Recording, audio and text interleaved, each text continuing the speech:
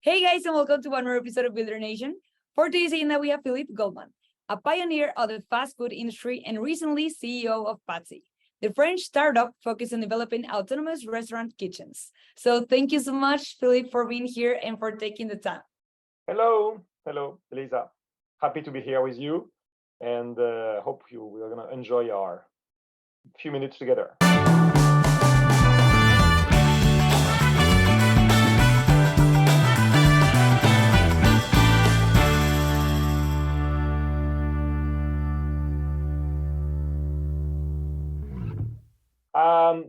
Very long time ago, when I just exited, university, I started to create my own company.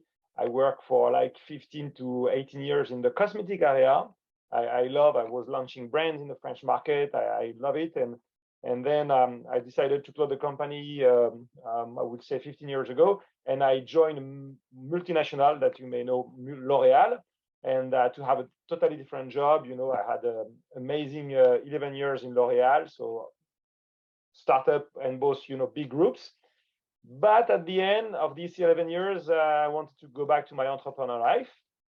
So I decided to join an investment firm and just to be back to the world of startup. And all of a sudden, two guys came and they were creating the first autonomous restaurant in the world. It was back in 2016. There was nothing existing at that time. And it was amazing. And I said, wow, that's something I should do that in my next decade. I'm going to go to that. I didn't know nothing about food, nothing about tech. But, when you have something strong, you need to go for it. So I said, I invest in the company. I started to do some design thinking about the project because it was very early. It was in pure R&D at that time. And then what I knew at that time was they were making a robot. They wanted to show the robot and they wanted to make good pizza. And I said, I like it. So, and then 6 months later, I became the CEO. We were only 5, and we ended up last month to be 35 people. And Wow. an amazing story. Yeah. Wow, you did resume it pretty much. I'm pretty sure that it was a long experience. So I'm really sad about this new announcement, but I'm pretty sure that you can share with us maybe some insights of the company and what led you guys to disclosure. I mean, it's sad, but at the end of the day, it's also a learning, right? Yeah, it's a big learning because when you are entering in robotics, you are entering in the hardware world, and hardware is hard. It's easy to understand. It's a new. First, it's hard because you are entering a new field. When you are, and probably we are the first one to do that. The project was started in 2013 exactly, and I joined in later, but it started in 2013. And when you start something which is nobody knows, you don't have any know-how, so you need to invent yourself. You need to test and learn. We had to put robotics in ovens at 400 degrees. We have to put robotics into minus 20 degrees Celsius as well. We had to invent how a robot can cook, especially if you do pizza. It's a very organic product. So how you manage robotics with a product which is evolving along the day.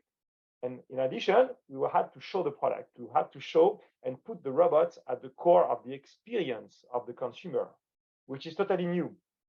So putting robots in a very tiny environment, in extreme heat on the two ways, and also show it is a very different mindset. So we had to invent that, and we did it. We opened 2 restaurants. It was and it was working. The technology was amazing. People were super happy because we demonstrate not only that the robot can cook all the way from the order to the delivery of the product, in a very nice way, very entertaining, but also the pizza was super qualitative, and that was a big challenge, And so we opened 2 restaurants, the first one in 2019 and the second one in 2021 at the center of Paris. Wow. Yeah. Yes. So this is pretty recent. And I mean, as a pioneer, I would like to hear also your perspective on how you guys came up to this situation, because it sounds like everything was working really well, right? Yeah.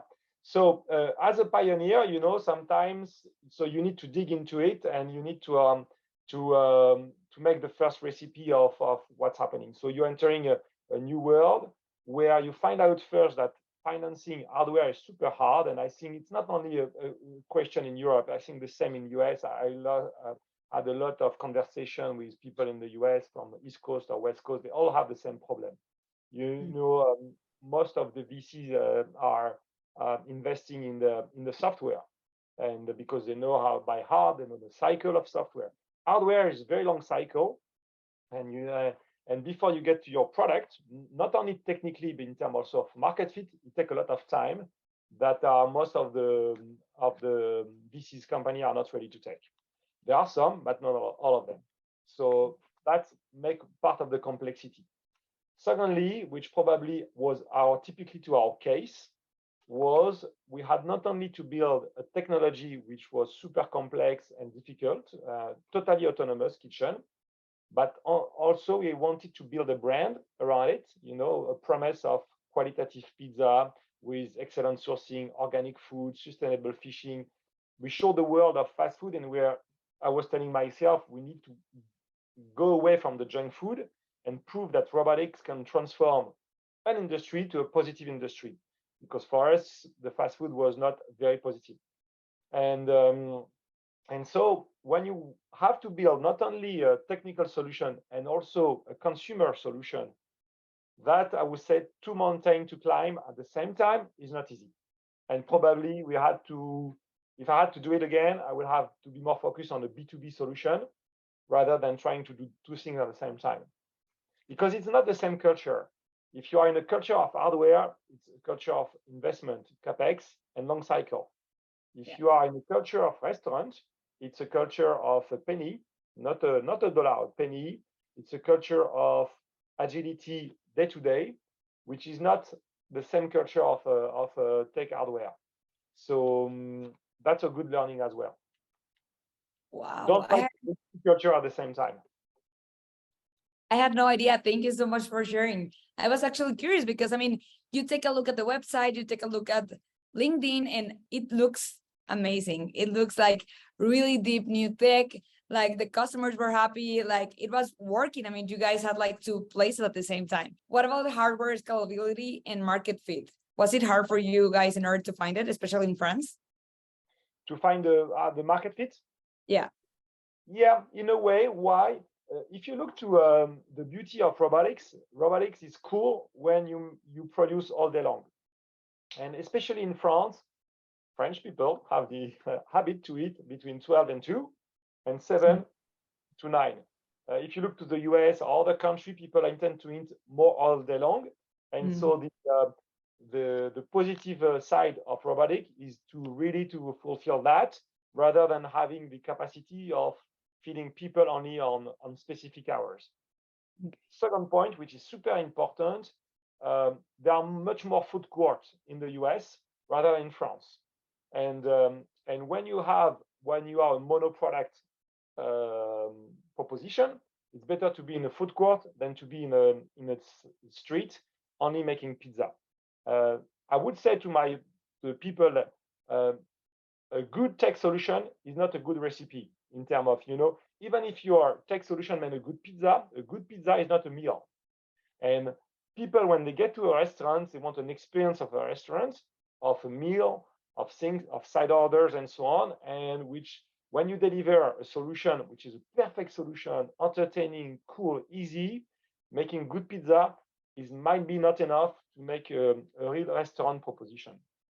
And that's the difference. We took us a lot of time to understand that. But we develop so much. The team we have is probably one of the best in the world. They develop a software which is capable now to prepare any type of food, because not only pizza, the hardware, of course, going to change, but the software is superb. And it's the mix between the mechanical team, engineering team in mechanic and also in software, which is making the project so unique. Wow. Yeah. Oh, that's great. And it's really interesting to hear your perspective as CEO, especially since, you have been probably all around the place, not only as a CEO, but also I know that the CEOs take also other responsibilities. So I'm pretty sure that you know all the dynamic. You were also probably the engineer at some point or the marketing guy at some point. So, wow, Thank you so much. And one of the last questions, like, how do you see the future of kitchen tech?